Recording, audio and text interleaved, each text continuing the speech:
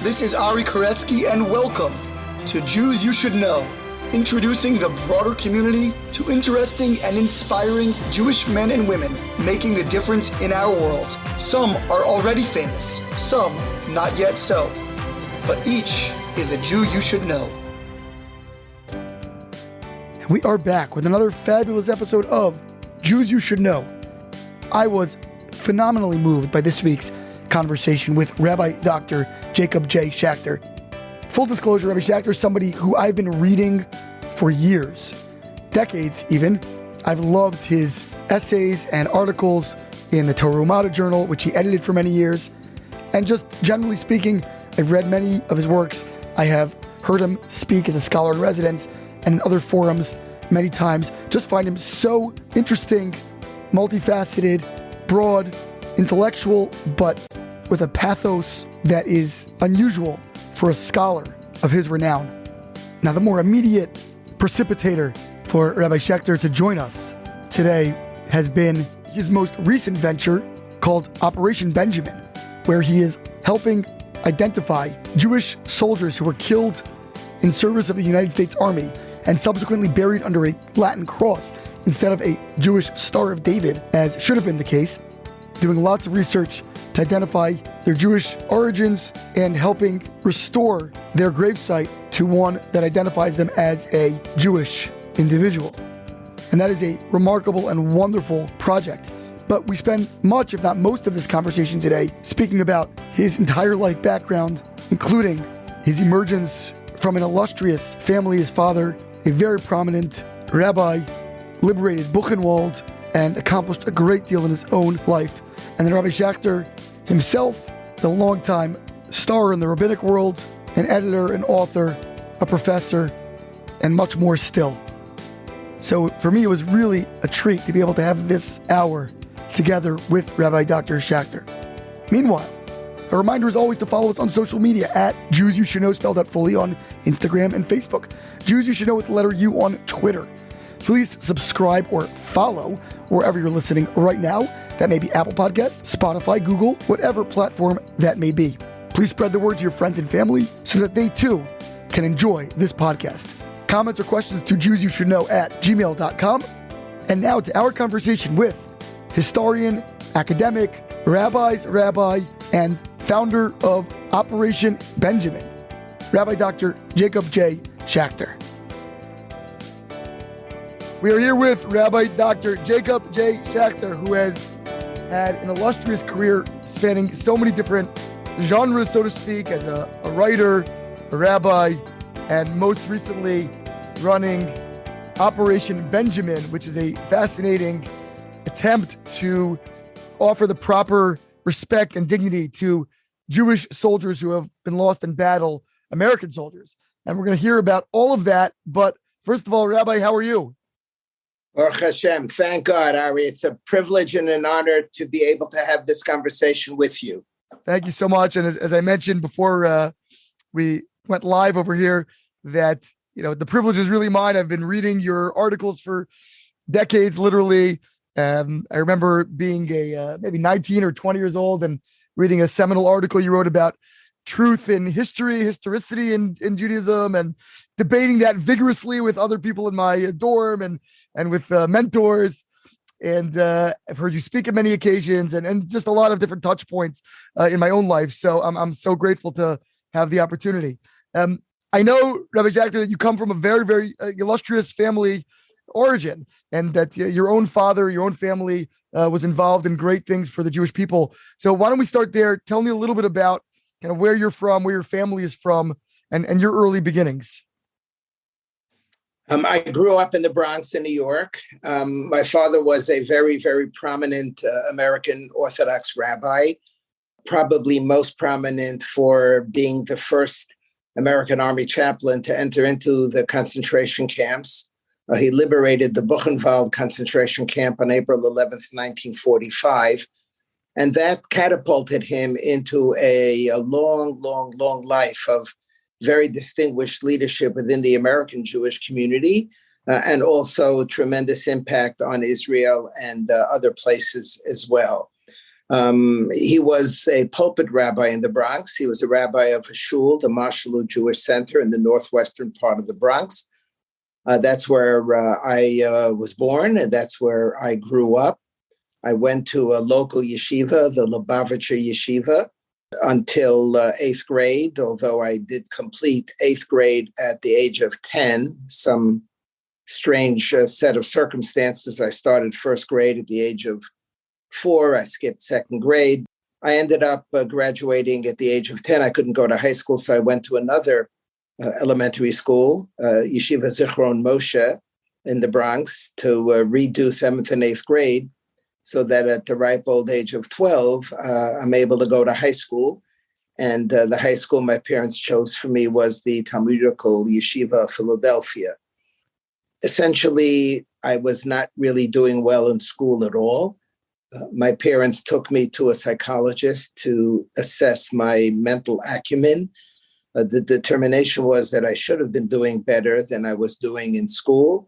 And the psychologist with whom my parents consulted suggested maybe if I left home, that would give me an opportunity to come into myself. And so at the age of 12, before my bar mitzvah, I got on the train with a black suit and a black hat and went to the Yeshiva of Philadelphia. I was there for 5 years and moved on from there.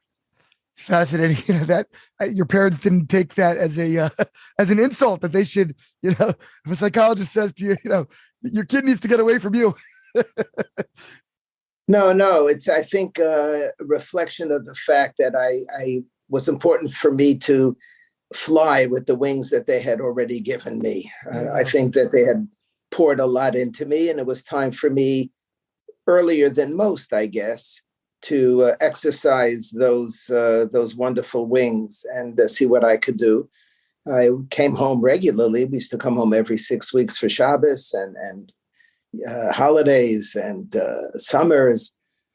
Sure, we had a very warm and close, ongoing, intense personal relationship with my parents for my entire life. First of all, where does your family itself immigrate from? Was your father first generation? Had he come over from Europe? Both my parents were born in Brooklyn. All 4 of my grandparents were Galiciana. They came from Galicia. They came over at different times. My father's father came over in 1907. Our name is Schacter. And the reason why our name is Schacter is because my ancestors were all shochtim. They were all ritual slaughterers. Is that true of anyone with that name? Is that a general rule? Not necessarily. I think there's a town somewhere that is somehow connected to that. Not all Schechters have that. Many do. Obviously, you understand it doesn't mean that we're related to one another, because it's not really a family name. It's a trade name. There were 7 generations of shochtim, and my father broke the chain. My grandfather, his father, was the last of 7, ben achar ben, one son following another for 7 generations. When my grandfather, Reb Pinchas Shochet, he was known as Reb Pinchas Shochet, came to the United States, he found a job in Manchester, New Hampshire in 1907. And my father told me that his father told him that he got a nickel for every animal that he slaughtered and a penny for every chicken that he slaughtered. He had already a number of children born in Europe. A couple of years later, his wife came over with them. They had a number of other children and moved to Brownsville in Brooklyn. And that's where my father was born. My father was the youngest of their 10 children, all from Galicia. And my mother's parents were also Galiciana. They also came over at various different stages. So both my parents were born in Brooklyn. How did your father end up with this unique military role? And of course, as you mentioned, he was this famous liberator, and in all the pictures you see him, and people read accounts of his, amazing feats of being there, I guess, in that right place at the right time, and then subsequently doing so much for survivors, having been so shaken and moved by what he saw. How did he end up in that position? As you said, he was a pulpit rabbi in the Bronx. Well, this was before he was a pulpit rabbi in the Bronx. My father went to Chaim Berlin in elementary school. Then he went to Torah B'das for high school. And then he went to Yeshiva College. And he graduated the class of 1938 from college, Yeshiva College. That was under Rabbi Moshe Soloveitchik at the time? Yeah, and he went into Smicha. He went to study for rabbinic ordination, and he studied with Rabbi Moshe Soloveitchik, and was all ready to take his exams when the two leading lights of the yeshiva died within a few months of one another. Dr. Bernard Revel, who was the president of the yeshiva, died in, I think it was November or December of 1940, and Rav Moshe Soloveitchik died in January of 1941. And essentially, the yeshiva was left rudderless without any leadership. There were a number of his classmates, his fellow travelers, who essentially gave up on the yeshiva because there was really not that much going on then. There was nothing on the horizon really at that point.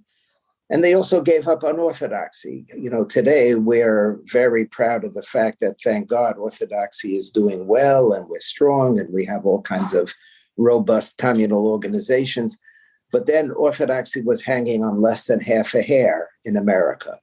And a number of his classmates took the subway and went downtown to 122nd Street and got rabbinic ordination from the Jewish Theological Seminary and became conservative rabbis. My father, however, stuck to it. And about a half a year later, the lay leadership of the yeshiva decided to invite Rabbi Joseph B. Soloveitchik, the son of Rabbi Moses Soloveitchik, to be the head of the yeshiva. It was a huge fight at that time. When we look back, it seems so silly, but there was a huge opposition to him because he wasn't Zionist enough.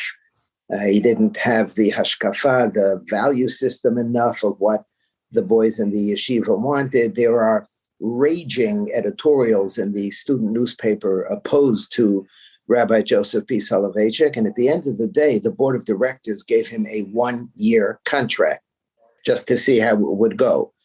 As we say, the rest is history. He stayed for over 4 decades.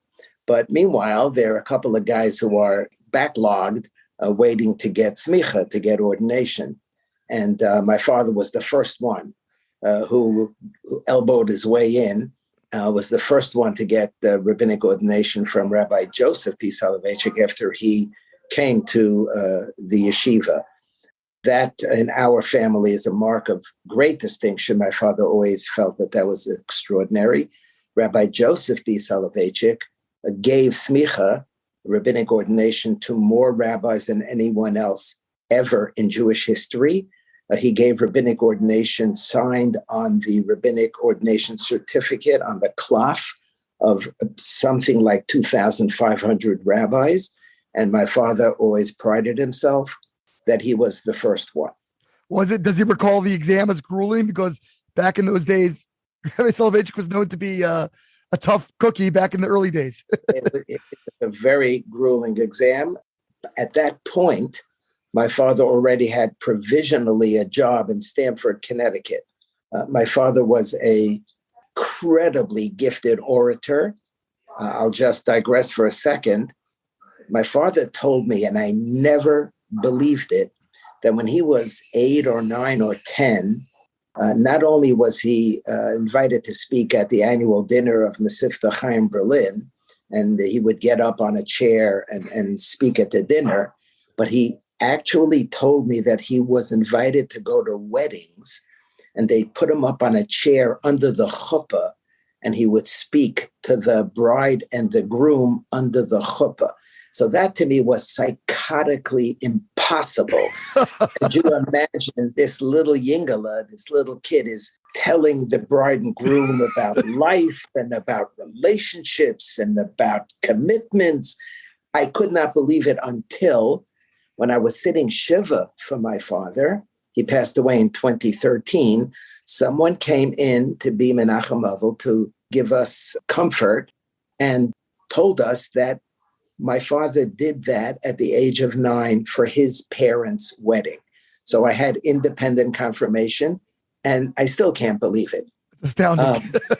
Astounding. Anyway, he was a very powerful speaker. He would, throughout his teen years, he would speak. In the summer, he'd go to hotels. He would speak. The yeshiva would send him to raise money. So he had this reputation. He gets a job in Stamford, Connecticut, as the rabbi. Agudas Sachem in Stamford, Connecticut. Shul is still there. Yep. Albeit in a different place, but the shul is still there. And the deal was that he could earn the job only after he got rabbinic ordination. So there was a lot riding on this. And my father told me that he always remembers how Rabbi Soloveitchik would needle him in this oral exam and say, no, Stanford the Rav, the rabbi of Stanford. What do you say about this? You're a rabbi. What do you say about this? What do you say about this? And it was pretty tough. There were two other elderly Roshei Yeshiva who were also on the panel. I think Rabbi Soloveitchik, this being his first one, needed to show that he's no pushover. And thank God, my father said they had great mercy on him, Rahmanis on him. They asked him to leave. And he was sweating bullets. And then they called him in and said, Mazel Tov, you passed. So it was a very grueling exam, and that's what allowed him to stay in Stanford. This is now 1941, and he's there for a number of months, and he's very unhappy because the war is unfolding, and he feels that he has to volunteer to fight Hitler. About a year and a half ago, I published in a journal called Tradition, a 4-page letter in Hebrew, in magnificent Hebrew, that my father wrote to his parents, explaining why he wants to volunteer, totally against their wishes. My grandparents were unalterably opposed to him doing this. They said to him, you're a rabbi, you're already doing great things for the Jewish people. Why do you have to go put yourself in harm's way? Remember, he was the youngest of their 10 children. My grandparents lost 5 of their 10 children in their lifetime to various illnesses. This one from tetanus and this one in the flu epidemic. We don't have a clue about what that was like. And my father was the apple of their eye. He was the one who was learned. He was the one who spoke Yiddish beautifully. He was the one who was a Yodei Sefer, who had knowledge of Jewish texts. He was the one who was going to be a rabbi. And they just were panic-stricken that they would lose him. And they told him in no uncertain terms that it is absolutely prohibited for him to go. In this 4-page letter, he explains why he is nevertheless contravening their explicitly stated wishes, and he is going to go ahead and volunteer for the army. I invite you and your listeners to go find it. It's a gripping letter. He says to his grandfather, we have to show gratitude to America. America took you in when you came here and gave you a better life, and we need to fight for America. Number 2, Jews are in incredible danger now. There's this whole debate, Ari. I'm sure you know, how much did American Jewry really know what was going on? They knew enough. My father knew that European Jewry was on fire. How can I sit here, kol demei achicha tzoakim elai minho adama, that the voice of my brother is crying out for me? And he says to his father in this letter, he writes him, you have 3 brothers in Poland. If any one of them had a son who could save Jews, would they not want him to save Jews? You don't want me to help save them? They all were killed. They were all killed. My grandfather's siblings, nephews, nieces, grandchildren, they were totally wiped out. But in this letter, my father said, I'm sorry. I hear the call of God in the garden, and I will answer Hineni. Unlike Adam, I'm not going to hide. I am going to forthrightly respond, yes, I'm coming. And he volunteered in the army. He was in the army for a couple of years, and he was in different parts of the United States and the Caribbean. He was very upset. He kept on petitioning the Office of Chaplains to send him overseas. Finally, in January of 1945, he gets posted overseas. He fights in the Battle of the Bulge. the Allies are now moving into Germany. And on that fateful day, he was right outside of Buchenwald, April 11th, 1945, when he was in the right place at the right time to make a massive, incredible, earth-shattering impact, to have an impact, to make a difference for these survivors. This is the story, the narrative of my childhood. The narrative of my childhood is meeting survivors whose lives, literally, my father saved. He didn't just take them out from servitude to freedom. He took them from death to life. Did he encounter the young, at that time young, but then future Rabbi Lau, who was the youngest Buchenwald survivor? We have an incredible story. Yes, that was the time when he came in. There was a pile of corpses, and he saw movement, and he grabbed his gun and looked around, and he sees this little kid with eyes peeking out. They have a very powerful conversation. My father asked him his name. My father said, "I know who your father is." Rabbi Lau is also related to Rav Meir Shapiro, who's the founder of Daf Yomi. My father said, "I heard of him too." So he won his confidence. And this little lulik, that's the way he was known, took my father by the hand and walked him around. He went into the barracks. That's the time when he made that extremely famous statement. He got onto the microphone of the whole Buchenwald camp and he said, "Jeden, ihr seid frei." He spoke to them in Yiddish. He walked around, and at first, many of the survivors were frightened because here's another uniform walking around. A uniform meant persecution. A uniform meant torture. A uniform meant death. And now here's a uniform walking around, and they looked on his lapel and they saw the Aseret HaDibros, the Ten Commandments, is in a little silver or a gold ornament that was attached to the lapel of every Jewish chaplain.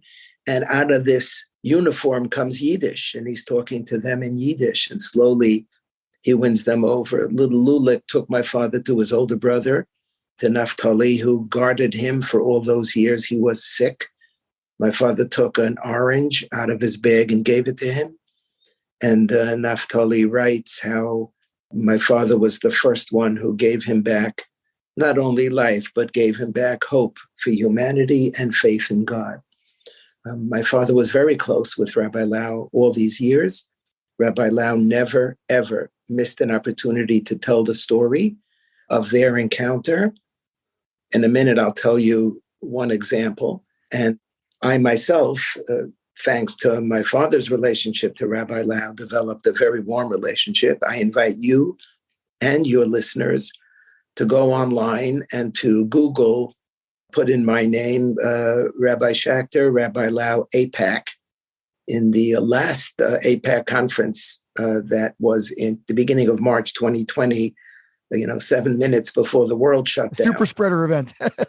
Super spreader. He and I opened the APAC conference in front of 18,000 people. It was the 75th anniversary of the liberation of the camps. I started by telling my father's story, and I got up to the part of my father came into the camp. There was a pile of corpses. He turns around, he sees a little boy, and I stopped. And at that point, Rabbi Lau walked onto the stage and said, "I was that little boy." It was unbelievable. There were 18,000 people. It was gripping. I took him by the hand. I was holding on to him. Watch the YouTube. It's extraordinary. So yes, that was something very powerful. I'll tell you that my father passed away, I mentioned in 2013. It was right before Pesach. It was the Thursday before Pesach. The next day, Friday, was the funeral. And on that day, then President Barack Obama was visiting Israel and went to Yad Vashem. Rabbi Lau was not the formal professional head of Yad Vashem, but he was the honorary president. Honorary president of Yad Vashem. And so he and then Prime Minister Netanyahu, Shimon Peres, and the heads of Yad Vashem, they're all standing there. And It's Rabbi Lau's turn to speak. He turns to President Obama and he says, "This gives me an opportunity to thank you personally, because 75 years ago, American soldiers came and liberated me and brought me to freedom. And there was a chaplain by the name of Rabbi Herschel Schacter, who was a very prominent American who went on to greatness in America. And he came in and he saved me and he saved all of us. And so on behalf of all the survivors of Buchenwald, I want to thank you. But I want to tell you, Mr. President, you came too late. You came too late because so many of us were killed.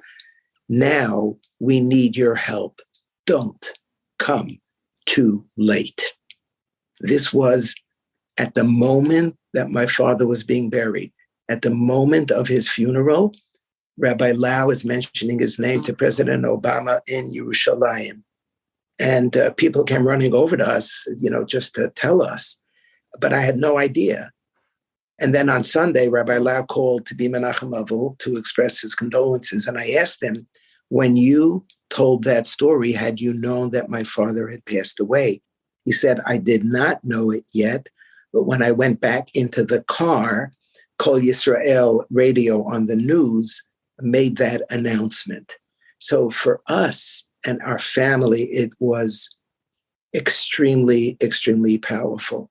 A month after my father died, Rabbi Lau came with his wife to New York. He came to my old synagogue, the shul that I was a rabbi of, the Jewish Center on the Upper West Side, to be scholar in residence.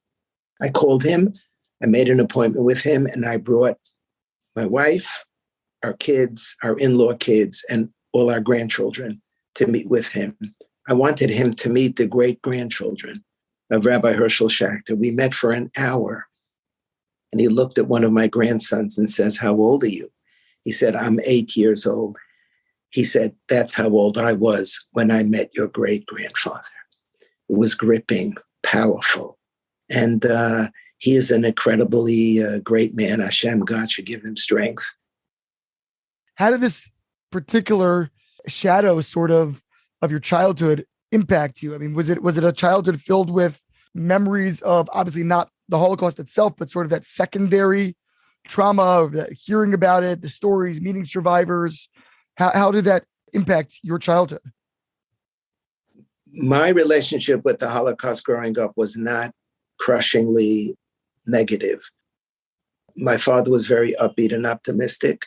The survivors whom we met were not wallowing in the tragedy of the past, but were looking forward to the future to build meaningful lives for themselves and to create families.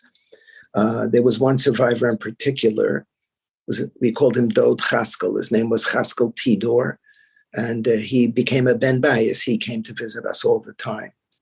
Remarkable, remarkable person. I remember like it was yesterday. I'm going to say it was 65 years ago. He took me for a walk in the botanical gardens, not far from my parental home. And for the first time, I saw numbers on his arm. He was wearing short sleeves. And I remember asking him, I literally, mamish, remember asking him, Dod Chaskel, what are the numbers? I had no idea. I do not remember what he told me, but I remember he told it to me with great kindness, sensitivity, humanity, understanding. And that's what stayed with me. It was hard growing up in my father's house because he was such a larger-than-life figure. And it was my mother, Aleh Shalom, who kept me grounded and who had a tremendous positive impact on me. I wouldn't be anything near anything without my mother, Aleh Shalom, Penina Schacter. But it was hard because, what can I ever do? Every kid wants to grow up, appreciates their parents, but at some point you have to hit the road and go make your own life and make your own place. But I was overwhelmed by this huge force on the one hand. On the other hand, I was very inspired to do whatever I could do. I could never do what he did. I can't save, mamish, literally people's lives. I can't bring people from death to life. I can't do that. But maybe there are other ways that I could help Jews and help the Jewish community. And so that was a very important part. I wanted to help the Jewish community. And that's sort of these dual, almost mutually exclusive, but both simultaneously existing legacies of my childhood. The overwhelming role that my father played and the despair that I felt of what can I ever do. And on the other hand, I need to do something. I also need whatever little shmendrik thing I could do. I really need to do something for the Jewish people. You went to the Philadelphia Yeshiva, which I guess was in its early stages, probably. Rabbi Kamenetsky, Rabbi Sfei, and one of these great bastion of Jewish learning outside of the New York area. What's interesting is that you were there for 5 years, but ultimately you moved in a slightly different direction, more into the Yeshiva University, kind of, I guess, more centrist Orthodox world, so to speak. You spoke, I recall, on my friend David Bashevkin's podcast, very movingly and very vulnerably about that transition and some of the later collateral damage of that transition, the challenges of that. What sort of shaped you at that part of your life? Why did you end up shifting, as subtle as it might be, from one part of the Orthodox community to a slightly different direction? Where were you trying to go at that young age?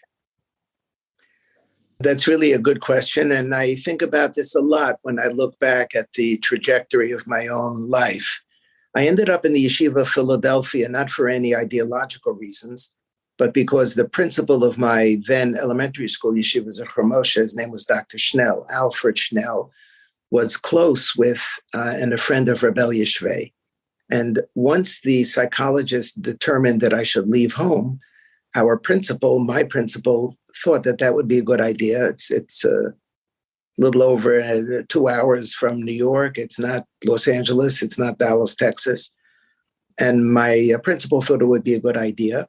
I went for my bechina, and I did not do well on my bechina.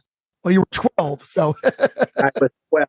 I remember, I'll share the story, and it's a little bit of an embarrassing story, but so what? I'm a big boy now. I came to the Yeshiva of Philadelphia, and Reb Shmuel Kamenetsky and Rabbi Yishvei behind the desk, and I'm sitting down, and I'm 12 years old, and they say to me, "What are you learning?" So I said, "I'm not really sure. I think I'm learning Ketzad Regel, which is the second chapter in Masechet Bava Kama." So they asked me a question, and I had no idea what the answer was. So I said, "I think I was absent that day." Okay, they asked me a second question. I can't believe I'm telling this story. They asked me a second question, and I said, "I think I was absent that day." Then they asked me a third question. I had no idea. So I said to them, I said, "I know you're not going to believe this, but I think I was absent that day also." At which point they realized that they have nobody to talk to here. So they dismissed me. I took some kind of an English exam, and then I went home. My father drove me to Philadelphia, drove me home. And then at night, we get the phone call, "Your son is accepted." They accepted me, I think, as a Kiruv case. Every single year, there was one modern Orthodox guy, and I know who they are. And Have a little club or a WhatsApp group.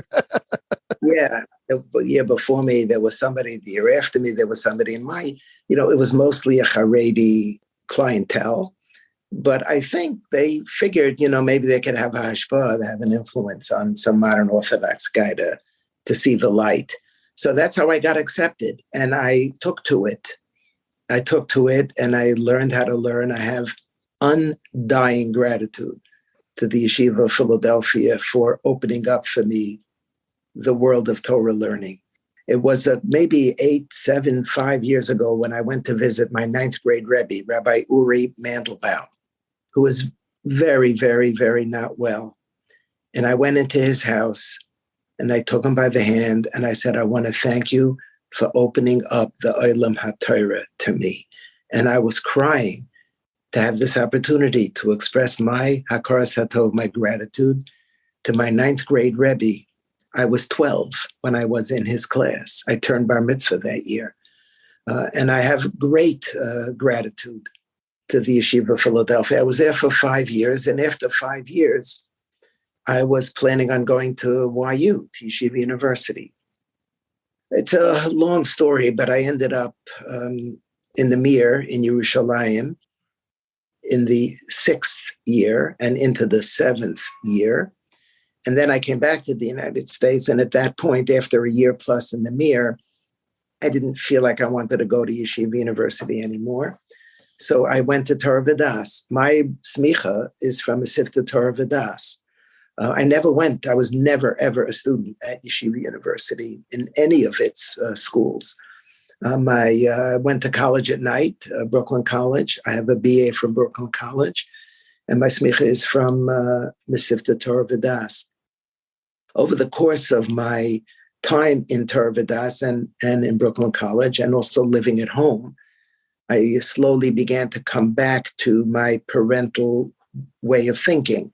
My parents were leaders of the modern Orthodox community in America. And I slowly came back to that.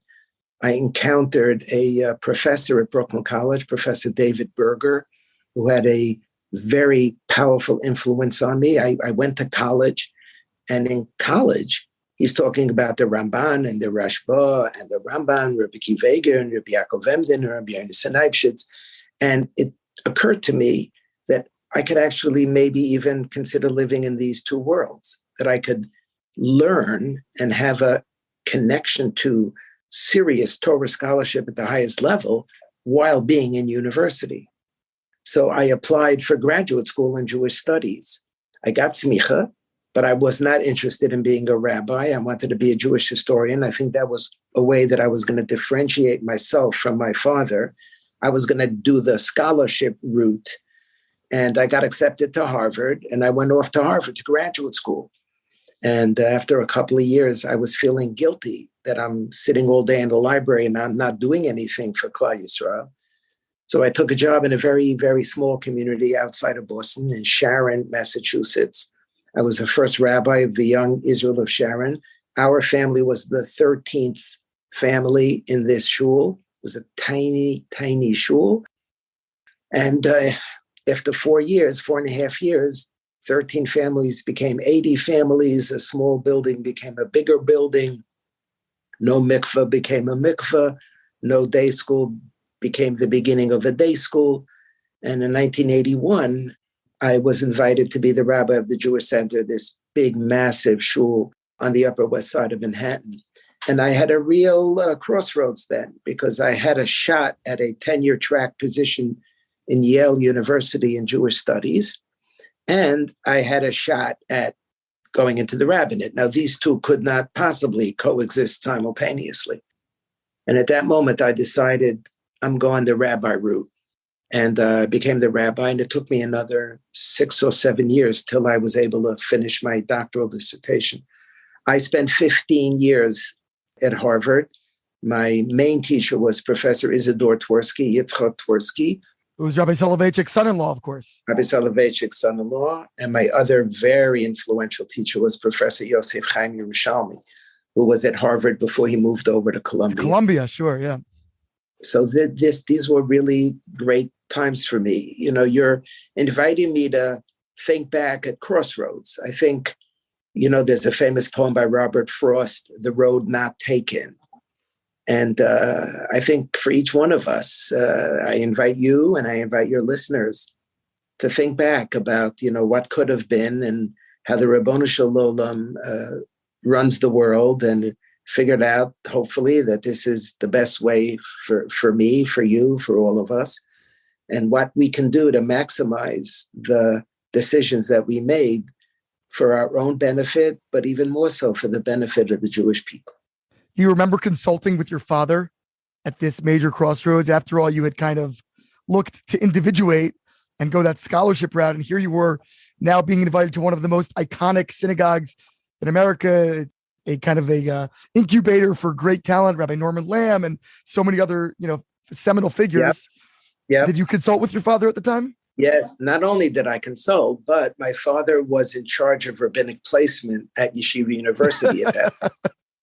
So besides being the rabbi in the Bronx, he had a day job where he was director of rabbinic placement. And, he worked bent over backwards not to be accused of nepotism. Obviously he couldn't deliver the job for me. I had to strut my stuff. But every step of the way, I was in very close contact with him. He helped me with my drasha for my tryout Shabbos, which was good enough to land me the position. So that was something very... And were you coming right on the heels of Rabbi Lamb? No, there was one rabbi in between. That's good.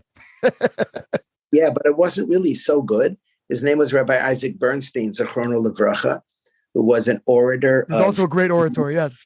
Unbelievable. He would walk into the bima, into the pulpit, and he would dramatically take off his glasses, close his eyes, lift his right hand up to the sky, and his right index finger was pointing, and he would move it back and forth, and he would declaim 11 lines of the Meshech Chochmah in dramatic fashion. He was a genius. And when I came to the Jewish Center, I was 30 in 1981, and I had to follow him, and it was very difficult for me. I followed Dr. Lamb, and I followed Rabbi Isaac Bernstein. The rabbi emeritus then was Rabbi Dr. Leo Young. He had been the rabbi for 60 years. And he was behind me on the bima. He was 90. I was 30. He was behind me on the bima, and Dr. Lamb was sitting in the pews in front. So it was quite a challenge for me to do this. It was hard at the beginning. And then, thank God, I was able to be miskaber, to do what I needed to do. And I was there for almost 19 years.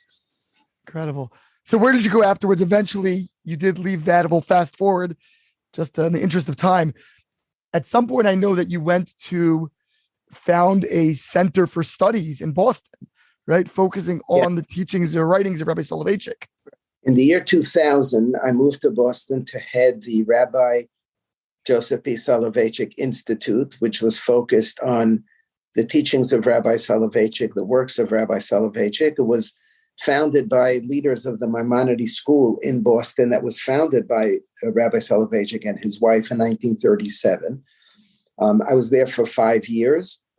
And in 2005, Richard Joel, who was then the president of Yeshiva University, invited me to come to YU, where I have been ever since. What's fascinating is that you yourself were not a student of Rabbi Soloveitchik. You were never enrolled in Yeshiva University, notwithstanding your father's claim as the first ordained rabbi by him. But how did you tackle that challenge, having not been one of his disciples? And in fact, did you encounter resistance that you weren't part of the family, so to speak? Well, it started earlier because in 1988, a couple of years after I became the rabbi at the Jewish Center, Dr. Lamb, who was then the president of Yeshiva University, founded what he called the Torah Umada Project. He felt that there wasn't enough proactive attention being paid within the world of YU on the motto of YU. The logo of YU is Torah Umada, which means there's some kind of a combination between Torah, which is first, and let's call it secular studies or other kinds of studies, which was second. And he invited me to head the Torah Umada project. I did a lot of all kinds of interesting acts as part of that, including founding the Torah Umada Journal, which I edited for many years. That's when Dr. Lamb got a lot of pushback. Right? This Torah Vidas guy you're inviting to head the Torah Umada, you never went to YU. But I came by it honestly. Dr. Lamb knew me and knew that by then I really did believe in and was committed to the ideology of Torah Umada. It's not something that I just went through perfunctorily because I happened to have been a student there, but I earned my Torah Umada credentials. When I got to Boston, that was no longer an issue. I will tell you that Rabbi Soloveitchik was my Mesader Kedushin. Rabbi Soloveitchik officiated at my wedding to my wife because of my father. not because I had a relationship with him, but because of my father.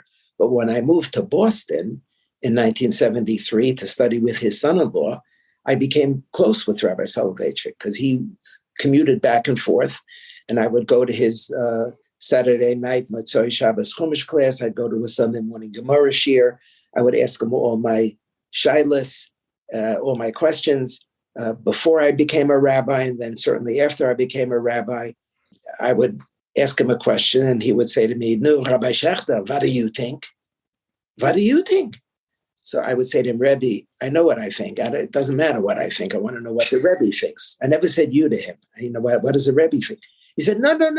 What do you think? So I then had to tell him what I thought. Why? So I tried to explain to him the basis for my reasoning. Sometimes he would say, all right. And most of the time he would say, no. But I learned something incredibly powerful, that he was telling me that I have respect for your opinion. I may disagree with it. I would say, I'd ask him a shayla. He'd say, what do you think? That's like astounding. He didn't just say, okay, here's what you do, here's what I've... No, what do you think? And that made me feel like $1,000,000. I was 26, 27 years old. I was a nothing, a nobody. But he empowered me to think. And sometimes he agreed. Most of the time, he didn't agree. That's great. That's fine. So I went to him. I had no ownership of this. I wanted to know Das Torah. I wanted to know what the halacha was.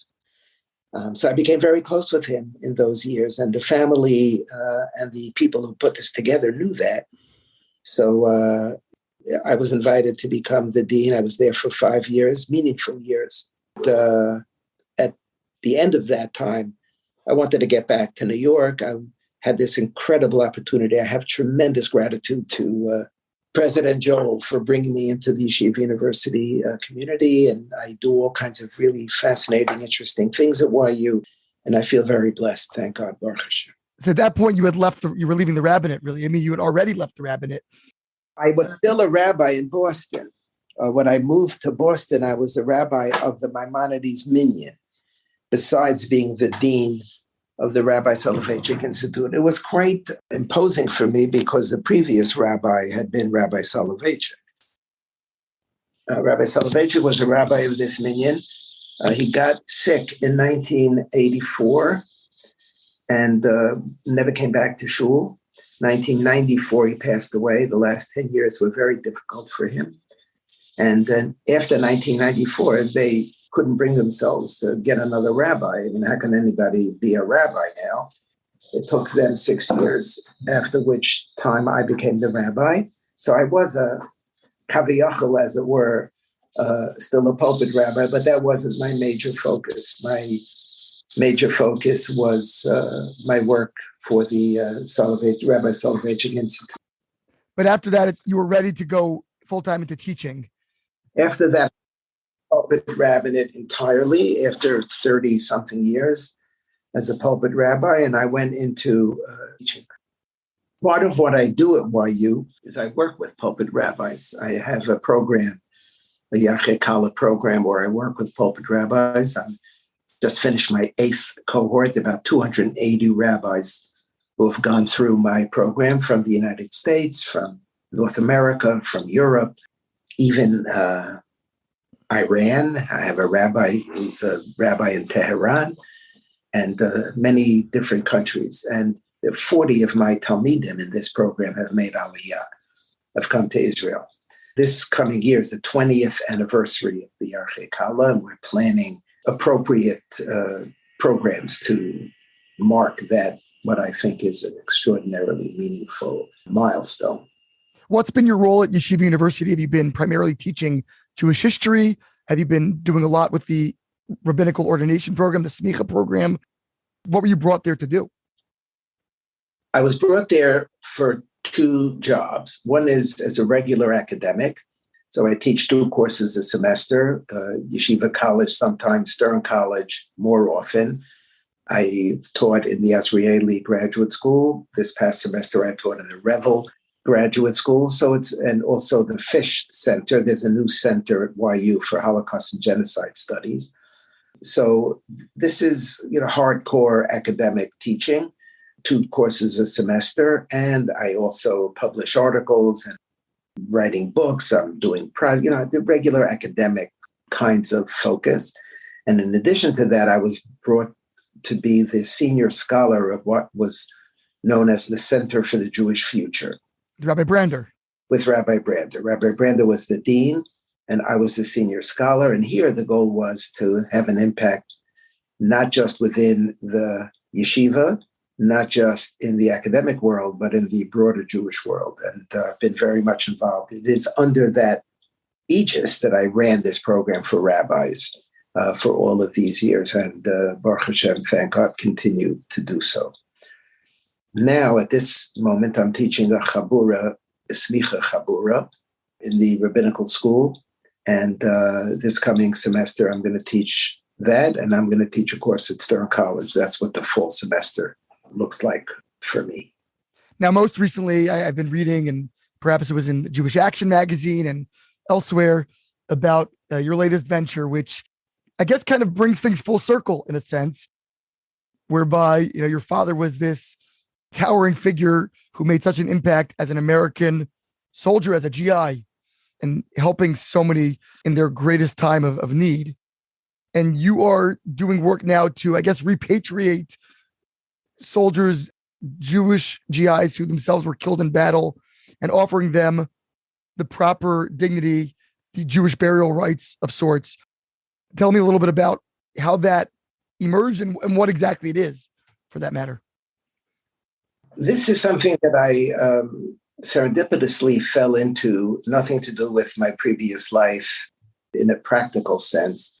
One of the things that I did for many years is to lead Jewish history tours to Europe for American Jews. And we would travel summer after summer, spring after spring to different parts of Europe. And I would learn with them the Jewish history of that place. We would learn Tshuva of the Rush in Toledo. We would study the Ramban in Barcelona. We would study the Balei Tosfos in France. We would look at texts, important texts, in this place where they were first generated.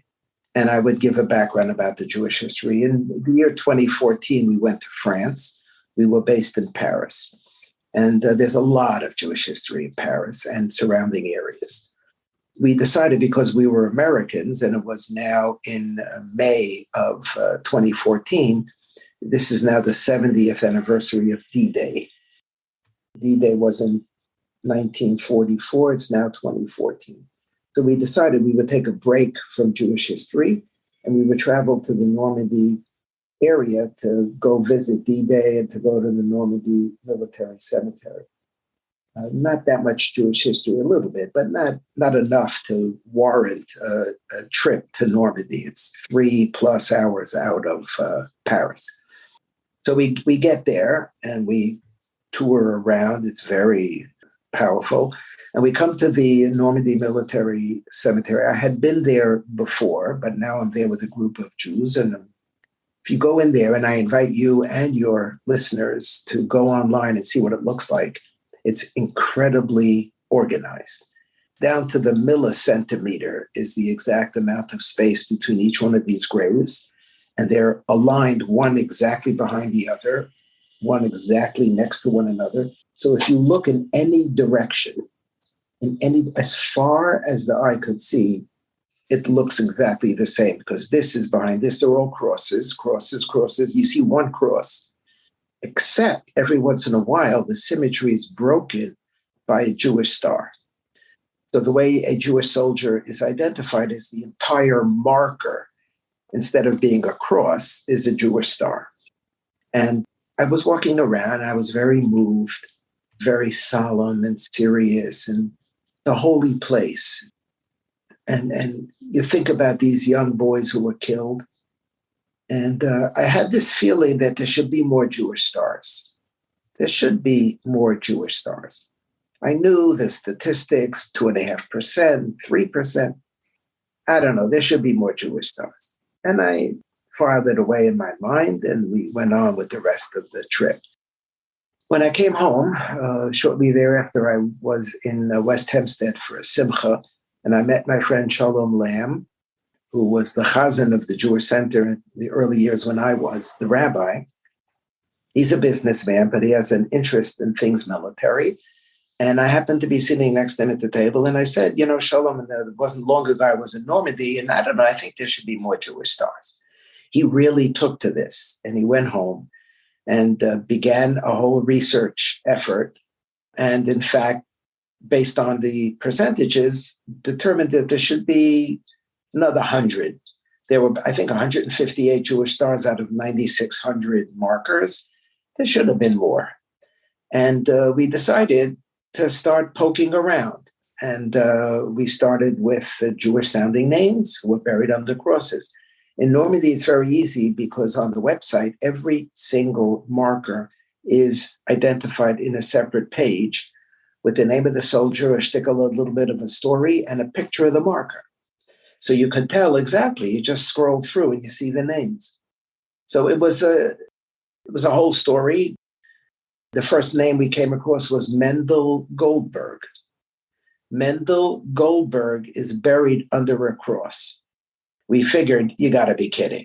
Mendel Goldberg? So Shalom has a bachutin, Steve Lamar, who is a lobbyist in Washington, but an amateur genealogist. We start poking around. Mendel Goldberg is not Jewish. Mendel Goldberg's father married a non-Jewish woman, had a son, named his son Mendel for his father. So Mendel Goldberg is not Jewish. His mother is not Jewish, buried under a cross. So that was a non-starter. Then we come to a second name. I believe it like Ben Zion Bergman. Ben-Zion Bergman or Bernstein. We do research, 100% Jewish. It's a whole sipur. We have now already a genealogist who is on our staff who does all of this research. So we go to the organization within the Army that's responsible for all of these cemeteries. It's called the American Battle Monuments Commission. They're responsible for 27 American military cemeteries overseas, containing the remains of soldiers who were killed during the Second World War. They tell us, yes, we're convinced that he's Jewish, but we can't do anything about it unless we get a request from a family member. You can't just parachute in here and start moving markers. And we understood that 100%. And now the work really begins to go find a family member. The soldier was killed when he was 19. His parents, this is 70 plus years ago. His parents are gone already 15, 20, 30 years ago. He has 3 sisters. Each one gets married to someone with a different family name. Fogmer Chagan, go find the family. So we were successful. And then we had to reach out to the family. And why would they answer us? If you got an email, hi, I found something about your great uncle. Put $20 in an envelope and send it.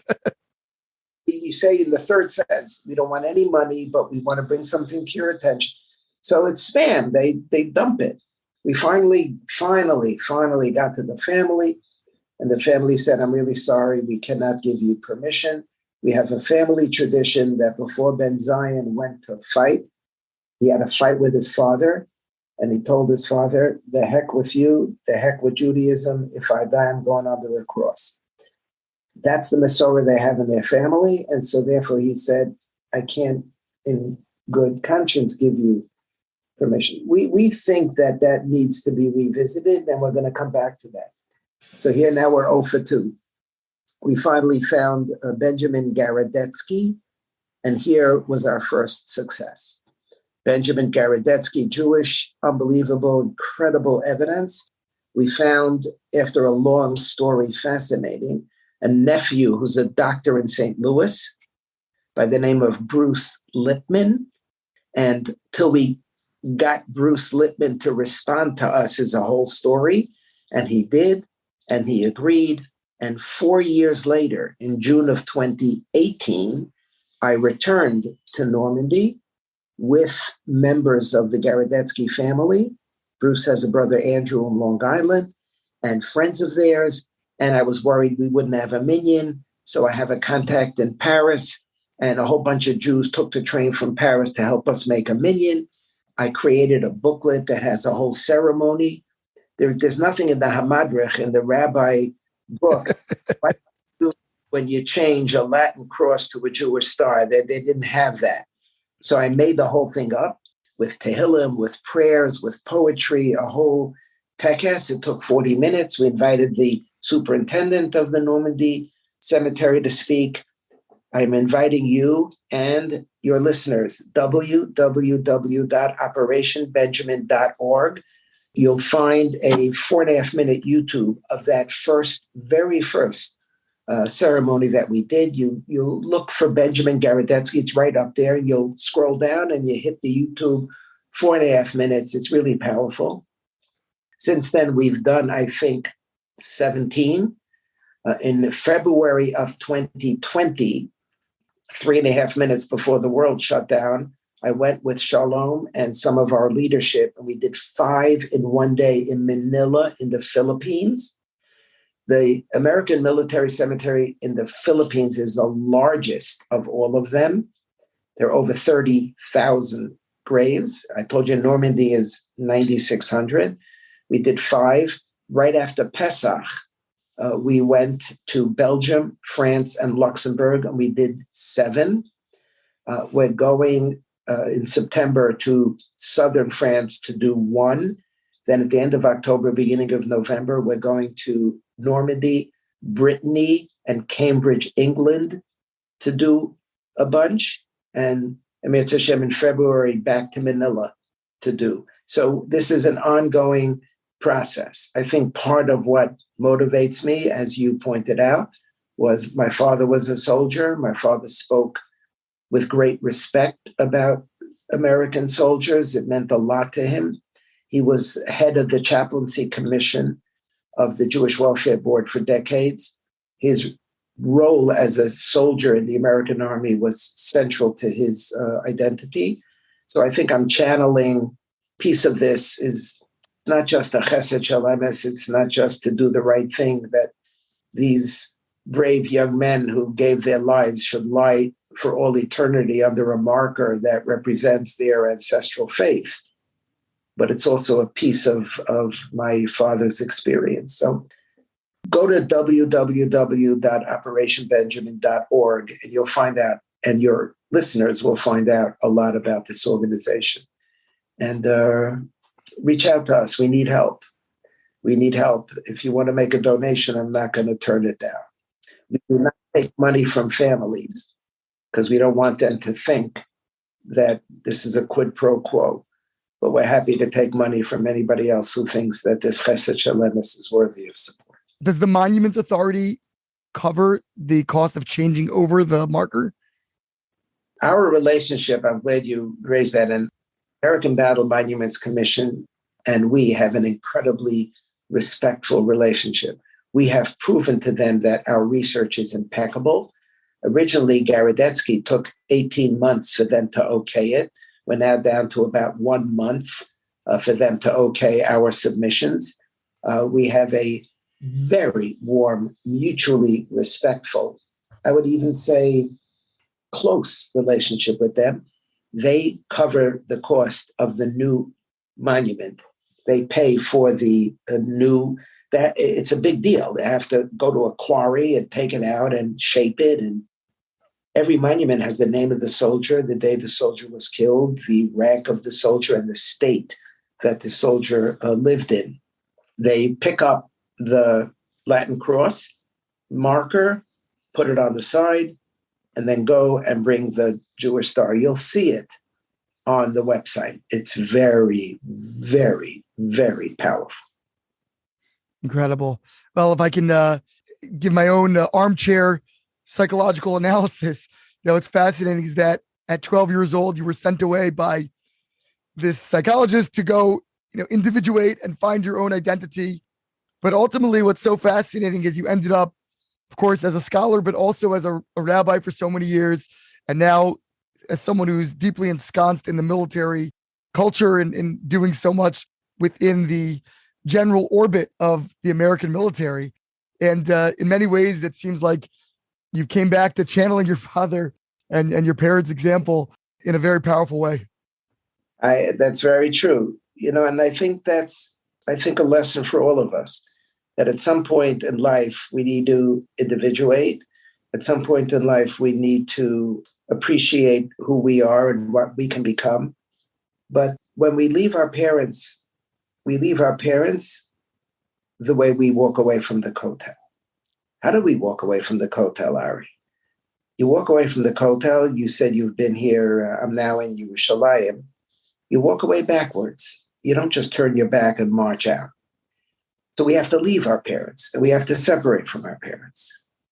When we separate from our parents, working away backwards. What does that mean? That we're constantly looking at them, and they're constantly looking at us as we move away. We have to move away, but we're really connected. And I think at some point in life, when all of that separation is done, hopefully with a modicum of success, we can come back. And something that I've been doing for my entire life is to continue to be connected with them. Rabbi Dr. J.J. Schacter, thank you so much for joining us. The pleasure. I wish you well. A lot of hatzlacha to you, Ari, and thanks for the opportunity to speak with you. This has been Ari Koretsky on Jews You Should Know. Please visit us at JewsYouShouldKnow.com and subscribe at iTunes, Stitcher, or wherever you consume podcasts. Find us on social media at Jews You Should Know. If you'd like to become a supporter of this podcast, we would greatly appreciate that, and you can do so by visiting patreon.com. That's patreon.com/Jews You Should Know. Finally, if you have enjoyed this podcast, please leave us a review so that we can continue to grow and introduce many more people to Jews You Should Know.